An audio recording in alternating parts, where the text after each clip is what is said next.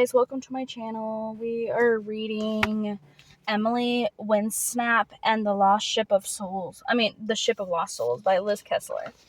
And we are on chapter 5. Chapter 5. Aaron looked at me. Where'd it go? I stared out at the sea, waiting for the ship to come back into sight. Maybe it's just dipped behind a wave, I suggested. There are no waves. The sea is as flat as a flounder, Aaron said. There's no wind and no ship, I finished. Aaron shook his head. Maybe it turned and went back over the horizon while the mist was covering it. I guess so. It must have changed course, I said, although, to be honest, I could hardly see how the ship had been hidden by the mist for only a few seconds, half a minute by the most. But I couldn't think of any other possibilities. That must have been what had happened. Aaron glanced at his watch. I bet we'll be last in the treasure hunt by now. I looked across towards the steep steps. Come on, let's head back. Anyway, you never know, we might have gotten far enough ahead with the first few questions that we still have a chance. I pulled the sheet out of my pocket and studied the map. Now that we discovered the fifth bay, I could figure out where we were on the island. A tiny squiggly line led from here back to the main road. That would be the one we'd found at the end of the ditch. I pointed at the map and showed Aaron where we were. We just have to go back up the steps. Then take the path up that way, and we should get back on track. Okay, let's go. What was the next question again? I turned the sheet over and read it out. Bring back a stone from Pebble Bay, and we'll know if you cheated by the way. Okay, Pebble Bay it is, Aaron said, as he headed back across the Plymouth to the steps. Let's see if we can get back in the race. Needless to say, we didn't win the treasure hunt. Luckily, some of the others had found a few places difficult to find, so we didn't come in last either.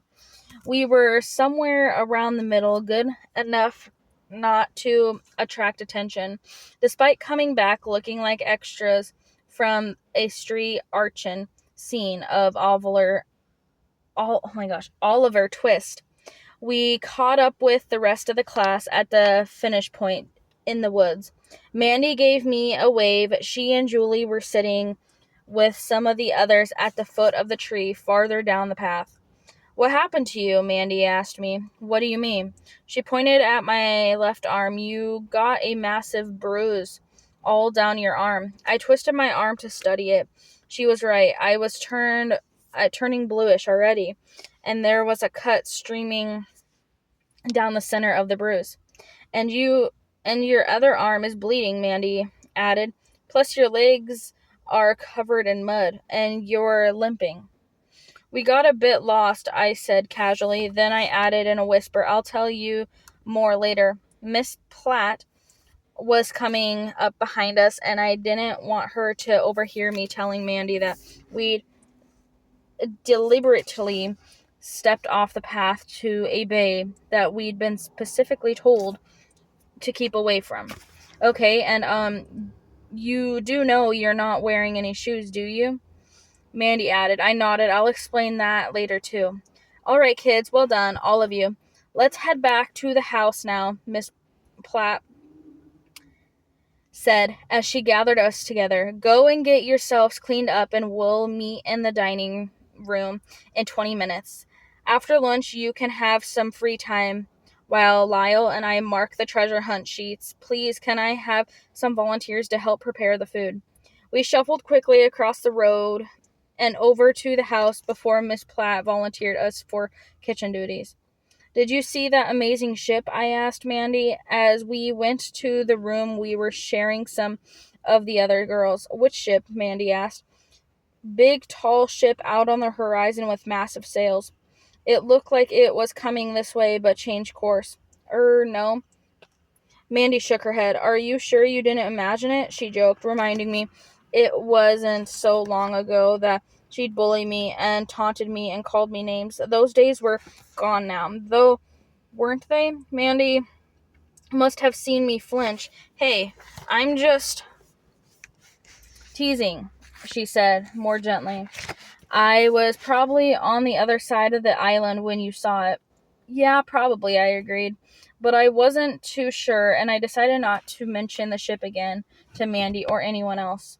Something about it was niggling at me. What was it? The way it had moved, the way it had seemed to come from nowhere and disappear so suddenly. The sails that one moment had looked ragged and torn and the next had filled with air and propelled the ship forward. Or all of it. Either way, as I dug into my chips and my cheese and pickle sandwich, I forgot about the ship and got back to the things that really mattered, planning what to do with my friends in the free time. It wasn't a difficult decision. The sun was still shining, and Mandy and Aaron agreed with me. Sandy Bay was our free time destination. The first thing we did when we got there was look for our sandals. The tide had come in quite a bit since Aaron and I had been down here earlier, but it was still a long way from the top of the beach. They were exactly where we left them. Mandy took her shoes and socks off and put them with ours. Let's go for a wade, she suggested, and then she stopped and looked at Aaron to me. I mean, if it wouldn't make you, if you don't mind.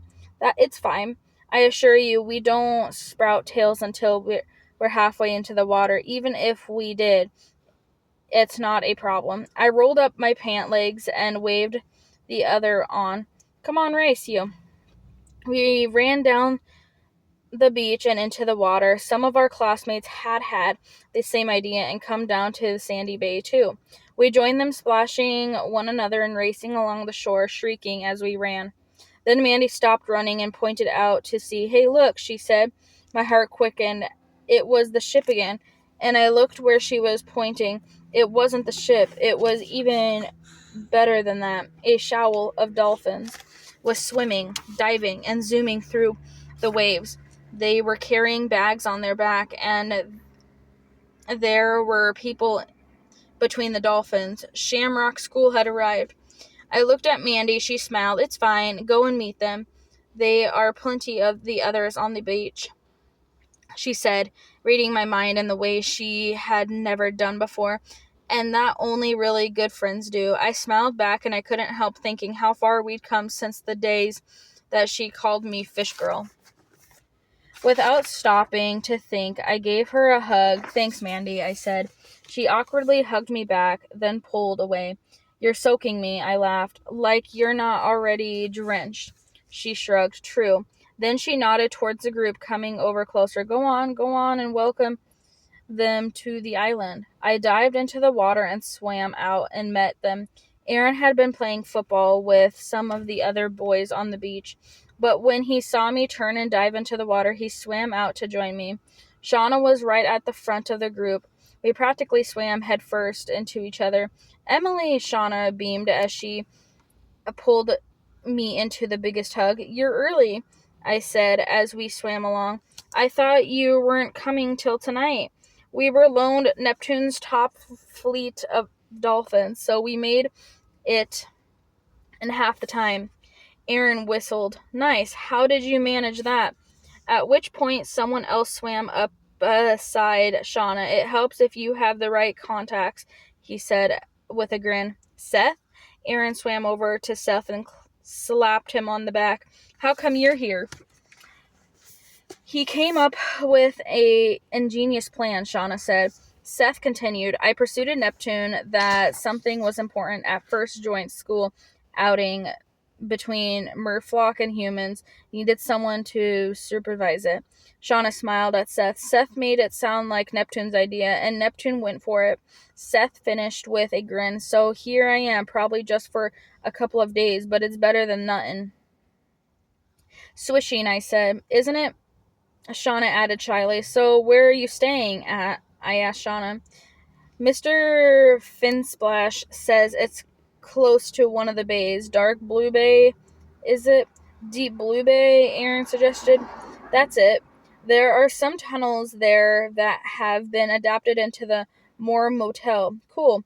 That's where Aaron and I went earlier, I said. It's just around the corner. As we passed the rocks at the far edge of the Deep Blue Bay, we swam up to the surface to take in the surroundings. It looked different from this morning. Then the sea had filled the area of the bay, but it hadn't come up as high. Now the water came so far up the cliffs you couldn't see the orangey red of the low rocks. We'd thought it was deep earlier. Now it was probably half as deep again. The water had more energy too. It lifted and lowered us as we talked. The deepest bay on the island, Aaron said. There are 5 bays, but we're allowed to visit only 4 of them, I added. Not that we took any notice of, Aaron began. He was interrupted by Mr. Finsplash, calling everyone back down to follow him. We'll catch up with you later. Okay, Shauna said. They've told us we're all meeting up in a bit at the edge of this bay. Great, see you later, I said. And Shauna and Seth ducked back down under the water. Aaron and I were about to do the same and start heading back to Sandy Bay when something caught our eye on the cliff, or someone. Aaron, I said, look. 2 of the others from our class were standing on the rocks near where we'd been earlier. They were perched on the rocky ledge below the path we'd walked along. They looked as if they were in trouble. Aaron stared at the cliff. That's James and Annabelle. What are they doing? We swam over to them and called up. Now that the tide was nearly high, we weren't that far away from them. Close enough to see their face. They looked terrified. Are you okay? I called up. Annabelle just shook her head without replying. James called back to us. We're stuck, he said. We walked around the top of the bay earlier, but we can't get back now. We didn't realize the tide would come in so quickly. I glanced across the rocks and saw what he meant. The water has risen so high that the 2 sides of the bay were now cut off from each other. As the tide inched over even higher, the swell was lifting, dropping us. 1 second we were calling to them from a long way down. The next we were virally slammed up against the cliffside. Why don't you jump into the water, I suggested, or climb down the ladder? We'll swim across the bay with you.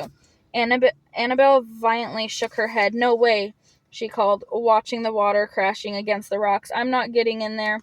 A moment later, the sea itself replied to her fear. A wave rose so high, so violently against the cliff, it was as if it were reaching out to snatch and grab whatever it could for the ocean. Annabelle let out a scream and pressed herself as far against the back of the rock ledge as she could. 2 more waves rose up and lashed at the cliff, each one searching the rocks for debris to steal. The next 3 were calmer, but still pretty fierce. I vaguely remembered Annabelle's attempts in the pool back in the bright port. She was one of the weaker swimmers. I wasn't surprised she was reluctant to take on the biggest, deepest bay, especially when there were waves like this to contend with. I studied the coastline. She and James weren't too far from where we'd come out of the water that morning. It wouldn't be the easiest thing in the world for us to climber up the ladder while the swell was this heavy, but I figured if we could get out and join them, we could help them back to the path. Aaron looked at me. He was thinking the same thing, I could tell. Let's get out and help them, he said. I nodded. Just stay where you are, I called. We're coming up. Aaron and I waited for one of the less furious waves to raise us up. Then we grabbed the ladder and climbed out of the water as fast as we could before the next wave slammed us against the side. We held on to the top of the ladder as we waited for our tails to fade away and our legs to re-inform. Then we scrambled across and to join Annabelle and James. Thank you so much, Annabelle cried, as we reached them and got our breaths back from the climb. I looked around. Okay, we just need to climb over a few of these rocks and the path will be ahead of us. I thought the path was that way, James said, pointing across the bay. This is the different path, Aaron explained. You don't know it's there till you get over these rocks. Come on, follow us. Aaron and I took the lead. We clambered over the boulders like expert rock climbers. This time, the final one was the toughest. I reached down to grab Annabelle's hand to help her. Once we were all past the rock, the path opened up ahead of us. Aaron set off along it, and we followed behind him in single file. The path gets really narrow in a bit, I said over my shoulder as we walked. Just stay calm and keep putting one foot in front of the other. You'll be fine. We walked on silently till we came to a point where we'd fallen earlier. Careful here, Aaron called us back. A few minutes later, we reached the path that led down to the chair. Part of me wanted to go back down there to see it again. The other part wanted to keep it a secret, just for Aaron and me. I couldn't resist the glance as we passed through. I could see the steep drop down the cliff and the very edge of the Plymouth. From here, the chair was just out of sight. Okay, we take this path here, Aaron said, waiting for the others to catch up. Their faces were white from their cliff edge walk. It's inland from here, and a much safer path all the way back down to the road. Thank you so much for doing this, Annabelle said as she started up the path. I was waiting at the corner for them to come past me. I don't know what we'd have gotten if you hadn't been there. I don't even want to think about it, James added. I didn't want to think about it either. With the tide rising and the waves hitting the cliffside like they were, I guessed that another few minutes on the rocks and the two of them would have been in a serious trouble. The others had gone ahead of me up the path. I was about to follow them when I heard something below us. It sounded like a splash. I glanced in the direction of the Plymouth just in time to see the wooden circle of rapids spreading and growing like when you throw a stone into a lake, only much bigger and wider. Then I saw something even more particular. Below the surface of the water, a dark shadow was moving away from the rapids. What was it? A shark? A big fish? And what had caused the splash? Emily, are you coming? Aaron called. The three of them had stopped to wait for me. Should I tell them what I'd seen? I looked back down. The shape under the water had disappeared now. The ripples had almost gone. What was there to tell? It was just a fish, and the ripples must have been caused by a loose piece of rock falling from the cliff.